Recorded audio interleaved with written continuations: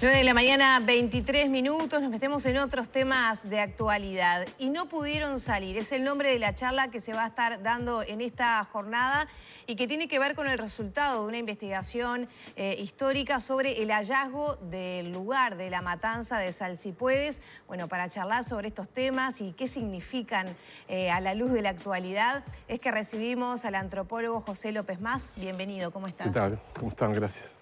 Bueno, un arduo trabajo que tuvieron que hacer. Yo desde mi edad y mi formación siento que nunca hablé de Salsipuedes, ¿no? Como que los charrúas fueron algo ahí que ocurrió y bueno, no sé, ahí quedó, ¿no? Estos resultados que ustedes han hecho en base a consultas de muchas fuentes históricas, ¿qué significa de poder hallar el lugar donde ocurrió esa matanza? Bueno, significa juntar la historia con la geografía, que en buena hora, ¿no? Porque... Después de tantos años. Sí, porque no se sabía el lugar, es un lugar por lo que pasó allí, con un simbolismo muy fuerte. Es decir, si bien hay gente que no lo conoce, hay gente que lo conoce, sabe, en realidad sabemos muy poco lo que pasó allí. Entonces ha habido un silencio durante mucho tiempo y ha habido investigaciones previas que trataron de localizar ese lugar por la importancia que tenía, ¿no? Se marca el fin de las sociedades originarias de este territorio. Había habido investigaciones en los años 76 y bueno, no la habían encontrado. Y desde el año 2010, con un historiador que se llama Diego Braco, tenemos un proyecto que busca los últimos lugares donde vivieron las sociedades originarias acá.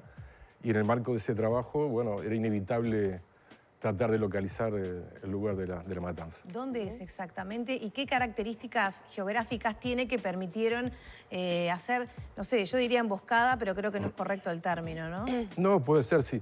No, te cuento que en realidad la investigación, hay tres grandes fuentes de información que la nutren. Por un lado, la investigación histórica, mucha cartografía, que muestra que un lugar conocido, es decir, hablar de ese lugar, se llamaba la Cueva del Tigre, era como hablar de 18 y Ejido, es decir, la gente que transitaba de sur a norte y de norte a sur en el Uruguay. La información histórica es muy fuerte, partes de guerra que son emitidos al día siguiente, que dicen con bastante precisión, por ahí no habían sido leídos con atención previamente, pero la verdad que, bueno, Diego Braco es un historiador especialista en los pueblos originarios, hizo un trabajo muy bueno. Por otro lado, en la región había tradición oral. Estos eventos que fueron muy importantes para una sociedad en algún momento quedan, se cuentan a través de generaciones. Había tradición oral que pudimos reunir. Y bueno, y después la visita al lugar nos permitió reconocer elementos que le podrían estar dando justamente base material a la hipótesis de ese lugar, es decir, confirmándolo. O sea, se logra determinar el lugar específico de la matanza, sí. Y además se confirma que fue el 11 de abril de 1831. Eso ya se sabía. Por eso se confirma, en sí, base a todos estos relatos, datos. Los partes son muy escuetos lo que allí pasó. Ajá. Hay un parte de Rivera muy ¿Qué dicen esos el parte ese dice que hubo 40 muertos, nada del otro mundo importante, dice Salsipuedes, y hay un segundo documento que fue clave, emitido por Rivera al día siguiente, que dice cabeceras del Salsipuedes, es decir, eso no tiene vuelta. El Salsipuedes es un arroyo que tiene una longitud. Se había pensado siempre que estaba en la desembocadura del Salsipuedes al sur. Y era al revés. Y era al revés. Y una semana antes que apareciera este artículo, en realidad nosotros ya desde el año 2010 que veníamos investigando, la Comisión Nacional de Lugares de Memoria emitió una resolución reconociendo que el lugar merecía un memorial, que ese lugar merecía ser recordado, que podía estimular reflexión sobre estas grandes violaciones de derechos humanos, pero lo localizaba 20 kilómetros al sur. Me imagino que ahora se va a tratar de chequear. Una cosa es reconocer que el lugar tiene un valor simbólico importante porque es lo que allí pasó, y otra cosa es saber el lugar exacto, por si van a poner un monolito, una placa, lo que vayan a poner. La idea de todo esto quizás es armar ahí un lugar de memoria, de recuerdo. Es una pieza del puzzle de nuestra historia que no estaba, ¿no? Exactamente, exactamente. Sí, bueno, yo no sé las autoridades que van a plantear. En realidad también hay grupos de descendientes de indígenas en Uruguay, hay varios, Y bueno, eso es un tema que les compete también a ellos, ¿no? Porque ellos están muy atentos a toda esta investigación. Para contar y que la gente sepa qué fue lo que pasó. Y quizás despojados un poco de la mirada anacrónica que uno puede tener desde hoy, más evolucionados los derechos humanos, etcétera. ¿Qué era lo que pasaba en ese entonces, en 1831? ¿Cómo se visualizaban? ¿Qué participación tenían en la vida de este territorio y su administración los pueblos originarios? Por ahí hay una descripción que se hace desde la Compañía de Jesús, ¿no? De una mirada de salvajes que albergaban asesinos y delincuentes. Describinos cómo era ese momento. Bueno, el Uruguay está naciendo, ¿no? 1830. Es la primera intervención del ejército uruguayo. En el momento había bastante inestabilidad en el norte del Río Negro, ¿sí? Y los indígenas en 2 o 3 siglos de contacto se habían retirado progresivamente al norte. Estamos hablando de una población de ¿cuántos aproximadamente? No sabemos muy bien, se calcula que había alrededor de 400 en este episodio final. No fueron todos al encuentro, a ese lugar, algunos no fueron, pero los que fueron se calculan alrededor de 400. Creo que hay 300 que traen a Montevideo. Claro, mujeres y niños la mayoría para repartirlos, algunos hombres se escapan y hay otros muertos, por eso lo que calculo grosso modo alrededor de 400. Rivera en ese reporte que usted señalaba hablaba de 40 muertos. Creo que sí, habla de 40 Pero no muertos. Es la cifra que... No sé, lo que está escrito está escrito. Hay mucho debate arriba de esto, ¿no? Por supuesto que hay muchas instituciones que se sienten concernidas con este episodio y hay un debate grande. En el Parlamento el otro día hubo un debate con motivo del Día de los Pueblos Originarios, que también se recordó este episodio. Hubo negación de algunos sectores. Eso iba a decir, hay un negacionismo muy fuerte. Partido Colorado dijo que no existió Salsipuede. No, bueno, lo minimizó, ¿no? Señaló que en realidad no representaba la política que había tenido Rivera, pero bueno, acá hay historiadores muy buenos como Acosta que han juntado todos los documentos. Si uno lee la guerra de los charrúas de Acosta, no hay mucho más que agregar. Pizarno, otra persona que reunió documentos también, colabora con engrosar la cantidad de material documental. Es muy claro, ¿no? Es muy claro la voluntad de citarlos a un lugar. Lore había pedido ese orden cronológico, yo le interrumpí con el tema de la población. Porque me parece interesante también, hoy hay partes que defienden, niegan o bueno, lo que sea, también con una mirada desde el hoy. Entonces, la concepción del mundo era otra, ¿no? La concepción de la creación de la nación era otra, el pedido de defensa, de unidad, también marcaban... era otra idiosincrasia, digamos. Bueno, los derechos humanos no existían. No, lo que sí existía, que también está en el fondo, es el problema de la tierra, ¿no? Es decir, lo mismo está pasando en Argentina con la campaña del desierto. Cuando la campaña del desierto derrotan a los indígenas, se reparten millones de hectáreas en el sur de Argentina. Y aquí, después de esto, empiezan a emitirse los primeros títulos de propiedad. Claro, pero se señala como que estos pueblos ocupaban tierras que no les pertenecían, ¿no? Como que había al revés de la milanesa. Por eso me gustaría describir dónde estaban, cómo vivían. Además, también...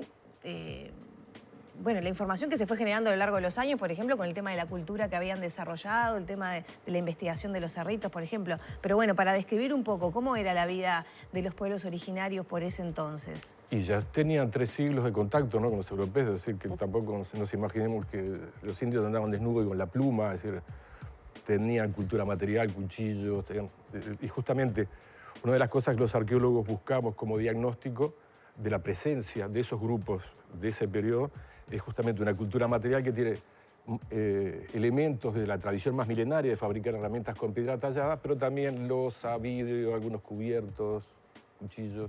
Esos son los elementos que lo que caracteriza. Otra cosa más es que ellos eran ganaderos ya, ¿no? Si ya de aquí a poco empiezan a aparecer en los registros de marcas de ganado indios que se presentan a registrar su ganado. O sea, hay una transición también, si bien desaparece, pero ellos eran ganaderos, ¿no? Hay documentos que dicen que los caciques acampaban a distancia uno del otro para que no se les entreverara el ganado. Es decir, la gente que podía, sin renunciar a su cultura y sin haber sido terminado su cultura, podía haberse reciclado porque era el proceso que estaba ocurriendo.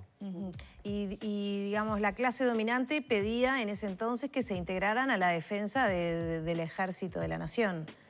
Bueno, los convocan con ese motivo, que el ejército va a hacer una operación para asegurar los límites de la nación recién nacida, ¿no? Con el Brasil, y los convocan en ese lugar, que en un lugar conocido. Eso es importante. Cuando hablamos de la Cueva del Tigre, es un lugar que ya en 1810 hay documentos que dicen que Artigas se había detenido con tropas y 5 caciques charrúas. Era un lugar conocido, era. Los convocan allí y bueno, y en un momento, la poca documentación que relata sus últimos momentos, ellos se sienten un poco desconfiados porque dice que habían soldados escondidos en el monte, no sé qué habrá pasado, y que piden para mudarse el lugar, bueno, y ahí ya no hay más. Ahí desaparece la información escrita y aparece el parte de Rivera el día siguiente, diciendo que, bueno, que fueron exterminados.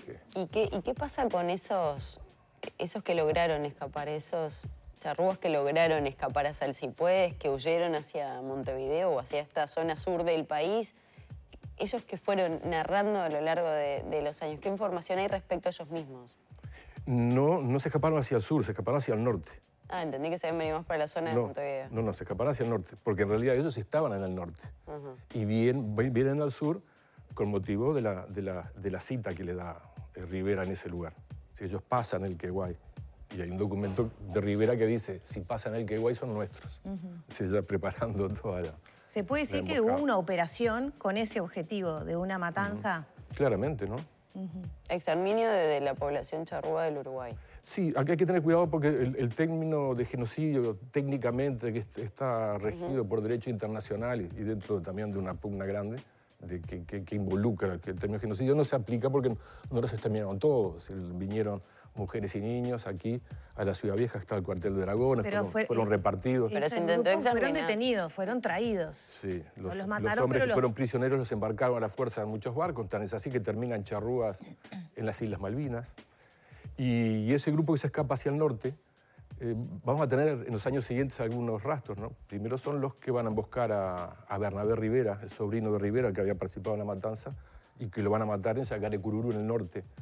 Después van a irse al sur de Brasil y van a aparecer cerca de la ciudad de Tacuarembó. Y luego, según la documentación, ya ahí están las últimas aldeas, con una bien en el norte de Uruguay, en el arroyo Yacarecururu, y allí cerca por la ruta 5, poco antes de llegar a Tacuarembó, ahí están los últimos 12 asentamientos indígenas. Ahora, retomando una duda que tenía Lore, ¿por qué se habla tan poco de Celsipués? ¿Por qué se conoce tan poco? Recién, por estas épocas, tenemos que, determinar un lugar, conocer un poco más de la historia de ellos. Y bueno, memoria y olvido se instituyen en identidad recíprocamente, ¿no? Si hay un derecho a la memoria y un derecho al olvido.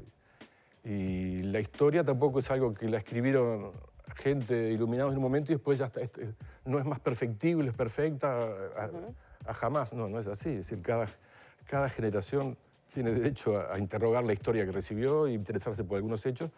Y es lo que está pasando, y no pasa solo en Uruguay, ¿no? En muchos países que fueron colonias, se independizaron, están sufriendo un proceso de revisión de su historia, de estos episodios, de todas las cosas que se han negado. O sea, ha habido un silencio estruendoso en relación a la presencia de la cultura de las sociedades autóctonas en nuestra propia educación. Es que a eso íbamos, ¿no? Apuntando a eso, que tal vez no sé, en la currícula escolar, liceal, mismo universitaria, me parece que no es un tema donde nos detengamos. Sí hablamos de la historia del Uruguay, el éxodo oriental, Artigas, y después la creación del Uruguay moderno, como que nos salteamos una parte de la historia. Y en eso de la memoria y recordar quiénes habitaban nuestras tierras, los descendientes han estado presentes en ese lugar. De hecho, hace muy poquito estuvieron por allí, por la zona de Celsipués. Ellos siempre se reúnen todos los años con motivo de recordar este hecho. Sí. Hay algo que en realidad uno va a muchos países y están las calles con los nombres originales. Acá, la calle Coñapirú, no sé si le cambiaron de nombre, sí, pero me parece que renunciar a elementos que formaban parte de nuestra cultura es una pérdida cultural, es una simplificación. Es verdad que la identidad con la que se nos educaron, del Estado benefactor, de que éramos todos iguales con la túnica blanca, funcionó durante mucho tiempo, pero algo pasó cuando hubo un golpe de Estado. Hay identidades que se resquebrajaron, es decir, que ese sueño de la Suiza de América no era tal. Y tan es así que con el retorno a la democracia aparecen en todos los departamentos de Uruguay agrupaciones de personas que se regrupan con el motivo de cultivar que son descendientes de indígenas. Es decir, ha habido algo también que ha cambiado. Ha cambiado y bienvenido sea que se pueda hablar, el debate, que se discuta en el Parlamento, que entren los historiadores a la escena, que discutan realmente qué pasó, que se hable de lo que no se hablaba. En tu opinión, en tus reflexiones con esta investigación, ¿por qué molesta tanto hablar de esto? ¿Por qué al discurso dominante por décadas, quizá ahora estamos más abiertos, bueno, le jorobaba admitir esto y admitir que hay descendientes de charrúas? Si es que los hay, que también es otra pregunta que te quería hacer, porque yo por años crecí con ese discurso, ¿no? Acá, bueno, murieron todos, no quedó nada, somos todos hijos de barcos. Sí, se extinguieron como los dinosaurios. Exacto. No, bueno, no sé, me parece que también este país se construyó en una dicotomía, salvajismo y civilización, ¿no? Y todo esto representaba el salvajismo. Si el Estado uruguayo mira hacia el futuro, hacia el progreso, prioriza la contribución inmigrante, todo bien, pero en realidad el país es de todos, y todos tienen que tener un lugar en la historia. No es solo los pueblos originarios, ¿no? Tampoco hablamos de los africanos.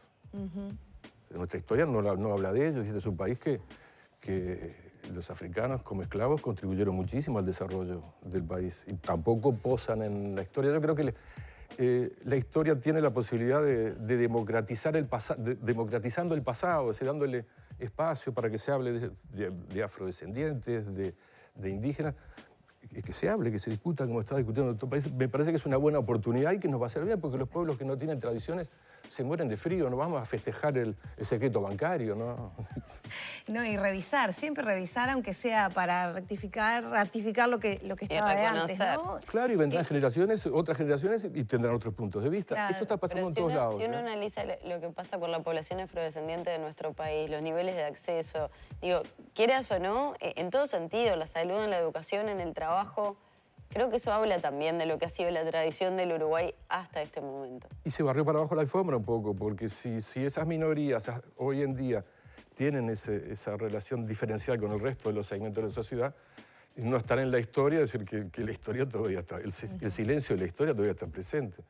Pero esto pasó en Canadá, no se olviden lo que está pasando en Canadá. Chile pidió disculpas cuando Bachelet era presidenta. ¿El Estado debería pedir disculpas? Australia pidió disculpas, todos están pidiendo disculpas. Lo que no pide disculpas es Uruguay y Guayana, que no reconoce algunas cosas internacionales.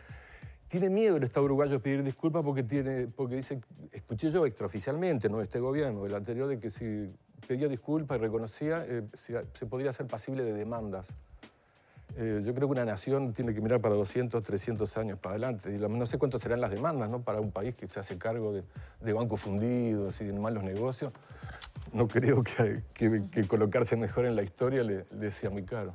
Bueno, muchas gracias por estos minutos. Vamos a terminar con la invitación, claro, ¿no? Porque esto fue un botón de muestra nada más de la charla que va a tener lugar esta tarde. A las 19:30 horas, hoy 5 de mayo, y no pudieron salir. ¿Dónde va a ser? ¿Por el zoológico? Sí, Roseli Ríos, no me acuerdo el número exactamente. 1483. Ahí lo estamos viendo además en pantalla la dirección y la hora. ¿Hay que inscribirse o se puede ir con entrada libre? Creo que pedían inscribirse, no sé, ahí no sé la expectativa que tenían. Ahí está el mail. Es una sociedad civil. Bueno, si no se arriesgan y van hasta ahí, lo ven. Muchísimas gracias. De nada. Queda hecha la invitación. Cerramos por aquí entonces la charla con el antropólogo José López Mas. Ya son las 9 de la mañana, 41 minutos. Hacemos una pausa y enseguida volvemos con más Arriba Gente.